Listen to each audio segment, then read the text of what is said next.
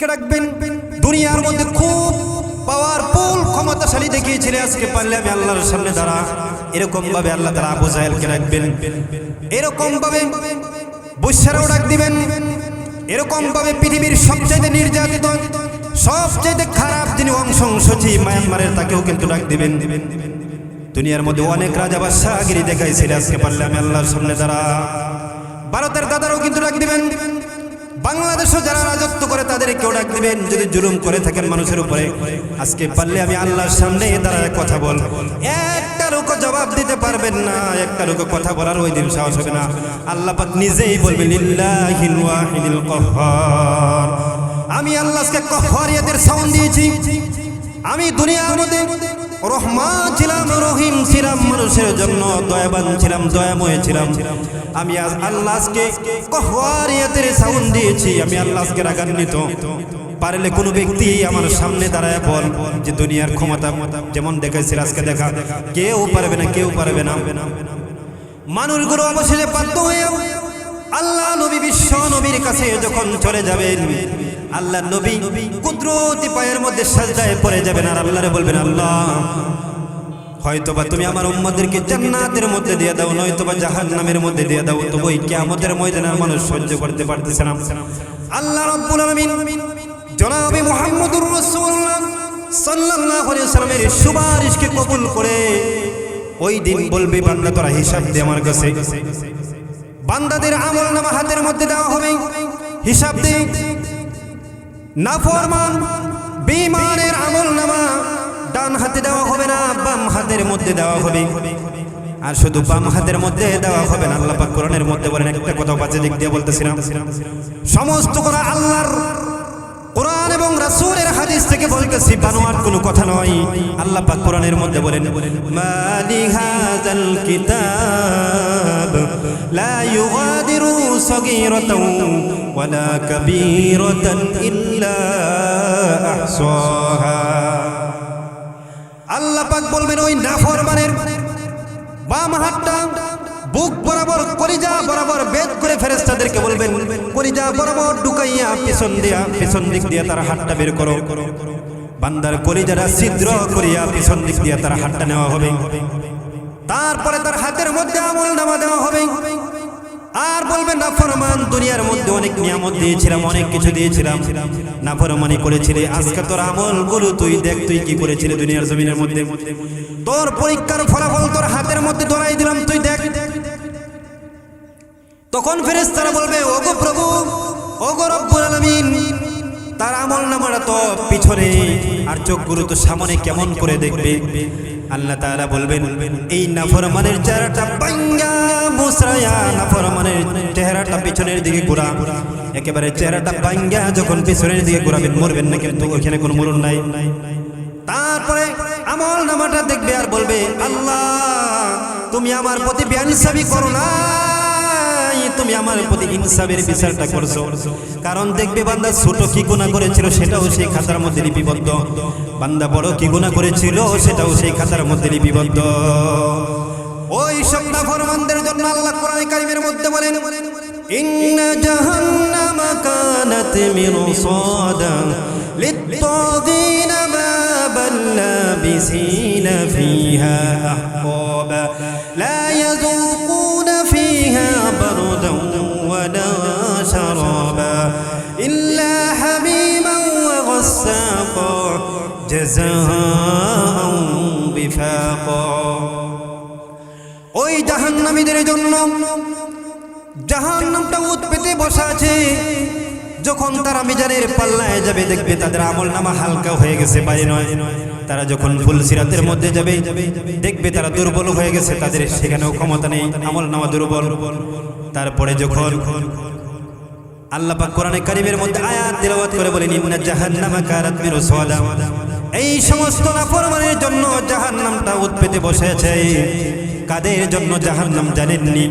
আল্লাহ তাআলা বলেন, লিত-তাগীনা মাআবা, যারা সীমা লঙ্ঘন করত তাদের জন্য জাহান্নাম। লাবিসিনা ফিহা আহকাবা, এই জাহান্নামের ভিতরে কত কাল কত বছর থাকবে, কোনো সীমারেখা নাই, হাজার হাজার বছর সেখানে থাকতে হবে ওই জাহান্নামীরা। তারপরে কোরআন কারীমের মধ্যে আল্লাহ তাআলা বলেন, লা ইয়াযুকুনা ফিহা বারদান ওয়ালা শারাবা। আল্লাহ জাহান্নামের এত উত্তপ্ত, জাহান্নামের এত গরম সহ্য করতে পারি না রে মালিক, এক ফোঁটা পানি কি দিবানি? জান্নাতি ব্যক্তিরা যখন পানিগুলো আল্লাহর কাছে চাইবে, কিতাবের মধ্যে এসেছে পানির তৃষ্ণায় আপনার জিহ্বাটা কুকুরের মতো বের হয়ে যাবে, এতটা পর্যন্ত। আল্লাহ বলবে, আল্লাহ এক গ্লাস পানি কি তুমি আমারে দিবানি? আল্লাহ পাক বলবে, ওই দিন জান্নাতের ওই জাহান্নামের মধ্যে কোনো পানির ব্যবস্থা করা হবে না। বান্দা যখন চাইতে চাইতে চাইতে চাইতে আল্লাহ তাআলা অত্যক্ত হয়ে যাবে, তখন বলবেন, লা ইয়াযুকুনা ফিহা বারদান ওয়ালা শারাবা ইল্লা হামিমান ওয়া গাসসাকা। তার শরীরের পচা রক্ত, ময়লা দুর্গন্ধযুক্ত বিষাক্ত রক্ত তাকে দিবেন পানি পান করার জন্য। তখন এটা পান করা মাত্রই তার যে ভিতরের নারী বুড়িগুলি ছিল আতজুরি সব কিছু পায়খানা রাস্তা দিয়ে বের হয়ে যাবে। এতক্ষণ ছিল শারীরিক কষ্ট, এখন হবে মানসিক কষ্ট। আল্লাহরে বলবে, আল্লাহ তোমার কাছে চেয়েছিলাম পানি, তুমি এটা কি দিলা রে মালিক? খাওয়ার পরে আমার সঙ্গে সঙ্গে নারী বুড়িগুলি সব কিছু বের হয়ে গেল, মালিক এটা সহ্য করতে পারি না, এটা কি দিলা তুমি? তখন আল্লাহ রাব্বুল আলামিন বলবেন, এরপরে যে জবাবটা দিবেন, এতক্ষণ ছিল শারীরিক কষ্ট, এখন মানসিক কষ্ট বেড়ে যাবে। আল্লাহ বলে, ইল্লা হামিমান ওয়া গাসসাকা জাযাআন বিফাকা। এইগুলা হলো বান্দা তোর কৃত কর্মের পূর্ণ প্রতিদান। দুনিয়ার জমিনে যেরকম করেছিলি আজকে সেরকম তুই নিয়ে যা। এই জাহান্নাম এত ভয়ঙ্কর, এত ভয়ঙ্কর, এত ভয়ঙ্কর, দুনিয়ার আগুনের চাইতে 70 গুণ পাওয়ার ওই জাহান্নামের আগুনের বেশি। দুনিয়ার সাধারণ আগুন লাগলে পানি দিয়ে নিভাতে পারেন, ফায়ার সার্ভিস দিয়ে নিভাতে পারেন, কিন্তু আল্লাহ পাকের জাহান্নামের আগুন কোনো পানি দিয়ে নিভানো যাবে না, কোনো ফায়ার সার্ভিস দিয়ে নিভানো যাবে না। আল্লাহ তাআলা বলেন, কোন বান্দা যদি নামাজ পড়ে গভীর রজনীতে রাত্রে উঠে কাঁদে আর চোখের পানি এগুলো জাহান্নামের ভয়ে চোখ দিয়ে পানি পড়ে, আল্লাহ তাআলা বলে, এই পানিটা আমি বৃথা যেতে দিব না, এই পানিটা আমি জমা করে হাতের মধ্যে রেখে দিয়েছি। কিয়ামতের কঠিন ময়দানে যেই দিনে জাহান্নামের আগুন নিভানোর জন্য গোটা পৃথিবীর সব কিছু দিয়েও তাদের জাহান্নামের আগুন নিভানো যাবে না, এমনকি 70,000 শিকল দিয়ে জাহান্নামটা বেঁধে রাখবে, জাহান্নাম থামবে না। ওই দিন আল্লাহ রাব্বুল আলামিন হালকা কয়েক ফোঁটা পানি ছিটাইয়া দেওয়ার পরে দেখে জাহান্নামের আগুন থেমে গেছে। মানুষগুলো রাব্বুল আলামিনের কাছে প্রশ্ন করে, ওগো আমার মালিক, ওগো আমার রব, এই যে গোটা সব কিছু দিয়েও তুমি জাহান্নামের আগুন বন্ধ করতে পারলা না, কের পানিটা দিলা তুমি, এই অল্প পানি দিয়ে জাহান্নামের আগুনটা কেমন করে নিভে গেল?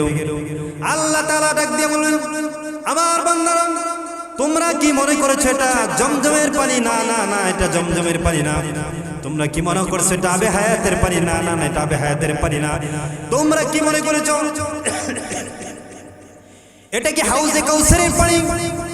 আল্লাহ বলবেন, না না, এটা হাউজে কাউসারের পানি না, এটা হলো আমার গুনাহগার বান্দা যখন জাহান্নামের ভয় করে রাতের গভীরে নামাজ পড়ে চোখ দিয়ে পানি ফেলতো, সেই পানিগুলো আমি আল্লাহ বৃথা যেতে দেই না, আমি সেই পানিগুলো জমা করে রেখেছিলাম, আমার বান্দার চোখের পানি দ্বারা আজকে জাহান্নামের আগুন নিভায়া দিলাম।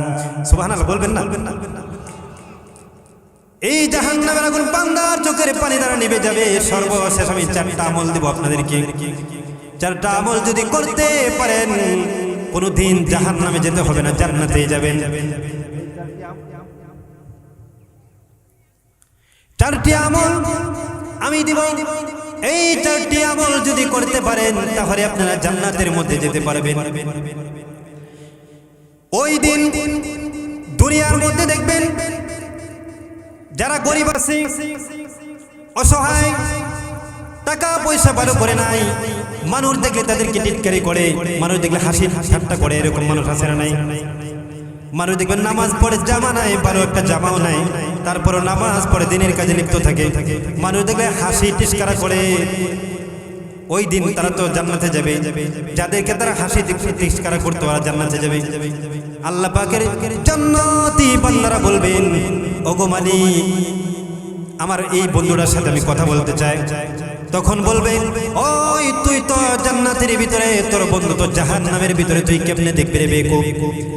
তখন ওই জান্নাতি ব্যক্তিরা জবাব দিয়ে বলে, আল্লাহ আমি বলি নাই, তুমি কোরআনে কারিমের মধ্যে বলেছিলে ফি জান্নাতি ইয়াতাসালু,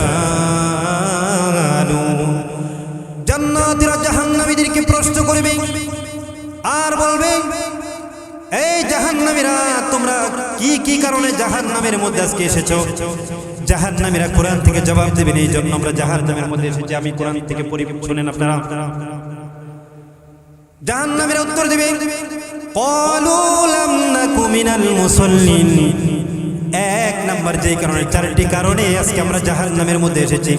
ভাইরা আমার, অন্য কোনো দিকে নজর দিবেন না, আল্লাহর কসম লাগে, দোহাই লাগে, একটু নজর দিন। লাল যার বারো যার শেষ বারো তার সবই বারো তার। চারটা কারণ যদি আপনার ভিতরে এই আমলটা করতে পারেন, তাহলে জিন্দেগিতে কোনোদিন জাহান্নামে যেতে হবে না। সেই চারটি কারণ আজকে আপনাদের সামনে আমি বর্ণনা করতেছি। আল্লাহর ওই জাহান্নামী বান্দারা বলতে থাকবে ক্বালু লাম নাকু মিনাল মুসাল্লিন। জান্নাতি ব্যক্তিরা যখন জিজ্ঞাসা করবে কেন জাহান্নামে এসে আসছো, তখন তিনিরা বলবেন এক নাম্বার কারণ হলো নামাজ পড়তাম না, যার কারণে আজকে জাহান্নামের মধ্যে এসেছি। কি পড়তো না? এক নাম্বার কারণ হলো নামাজ পড়তাম না। বন্ধু, যখন আল্লাহর কোন মসজিদের মধ্যে মুয়াজ্জিন বলতো আল্লাহু আকবার, আল্লাহু আকবার, আল্লাহ সবচাইতে বড়, হাইয়া আলাস সালাহ, হাইয়া আলাল ফালাহ, কল্যাণের দিকে আসো, মঙ্গলের দিকে আসো, তখন কিছু মানুষ দেখবেন দোকান বন্ধ করে, ব্যবসা বন্ধ করে, চাকরি বন্ধ করে, দুনিয়ার সমস্ত যাবতীয় কাজ কাম বন্ধ করে তিনি আল্লাহটাকে সারা দিয়ে মসজিদের মধ্যে নামাজ পড়ে। মন বান্দা আছে না?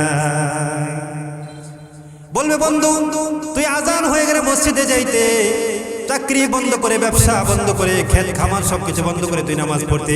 আর আমার কারণ হলো আমি নামাজ পড়তাম না, যার কারণে এক নম্বরে আমি আজকে জাহান্নামের মধ্যে এসেছি। অনেক লোক আছে এরকম বন্ড বেদাতি লামাযহাবী বদমাশগুলো, এরকম গান গায় পানির তলে জ্বললে বাতি, যেই বাতি আর নিবে না, খাজা বাবার মুরিদ হইলে নামাজ রোজা লাগে না। বন্ডরা এরকম গান গায়, কি গায় না? এখন বলবেন হুজুর আপনি শিখছেন কই? কান তো আর বাড়িতে রেখে গেছ না, কান তো লগই থাকে। ও খাজা বাবার দরবারেতে এরকম ভাবে বলে তার দরবারে যদি মুরিদ হয় তাহলে নামাজ রোজা লাগে না, এরকম কয়, কই কি কয় না? এরকম বলে। দেখেন আল্লাহ নবী যখন মুমূর্ষ অবস্থায় মৃত্যু সজ্জায়, তখন দুইজন সাহাবায়ে কেরামের কাঁধে বর করে তিনি নামাজের মধ্যে জামাতে তিনি শরীক হয়েছিলেন।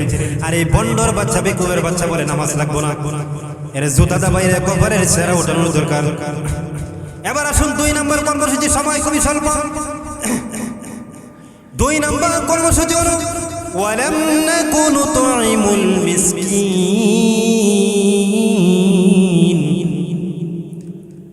এইটার দিয়ে খুব নজর দিবেন।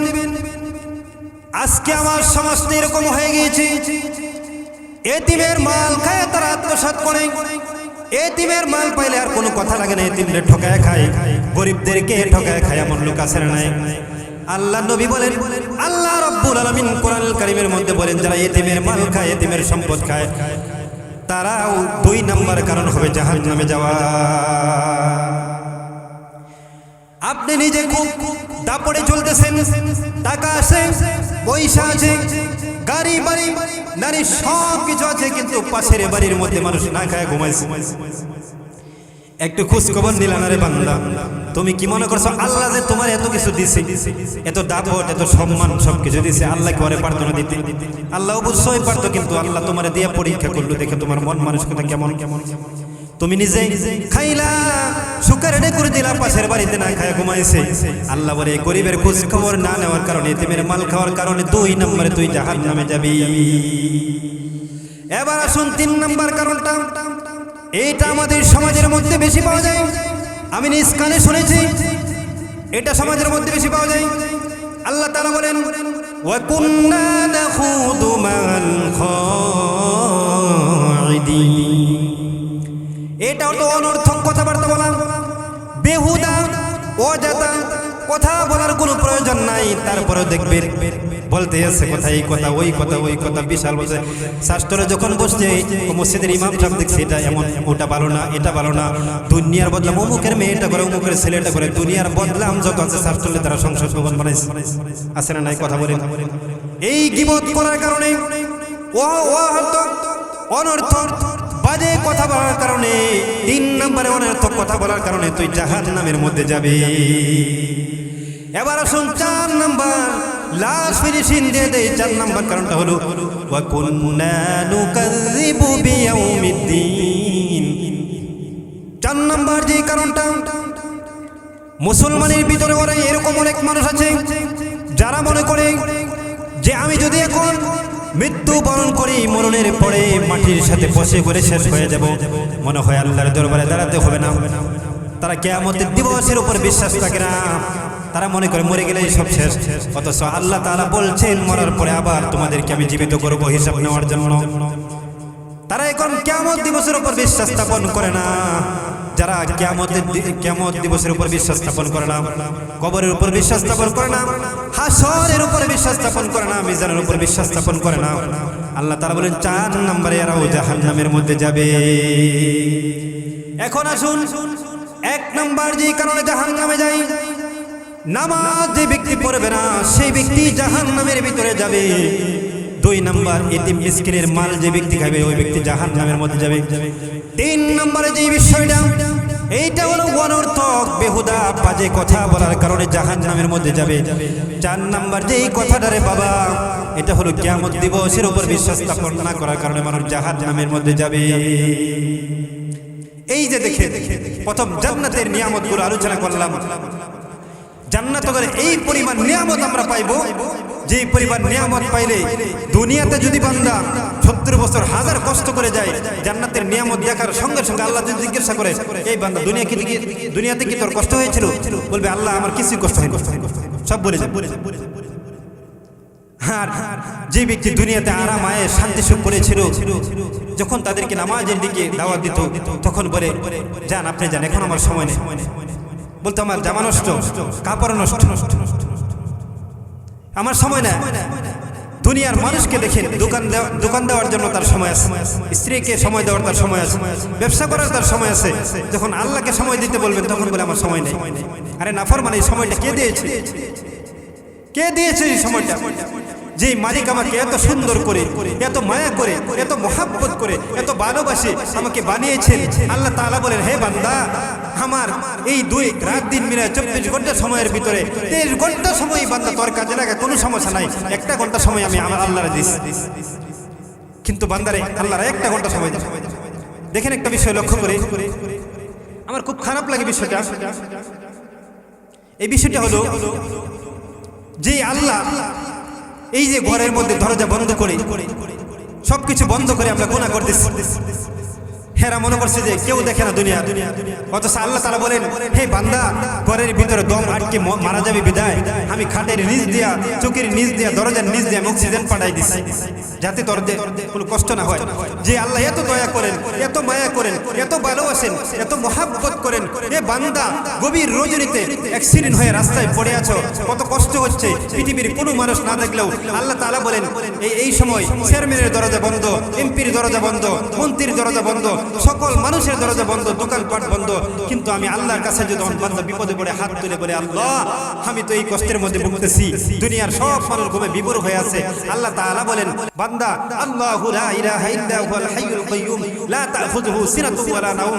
হে বান্দা, আমি তোর খোঁজ খবর নেওয়ার জন্য আমি আল্লাহ তাআলা কোনো ঘুমাই নাই, আমার আল্লাহ তাআলার কোনো ঘুম নাই, কোনো তন্দ্রা নাই, আমি তোর জন্য 24 ঘন্টায় ডিউটি করতেছি।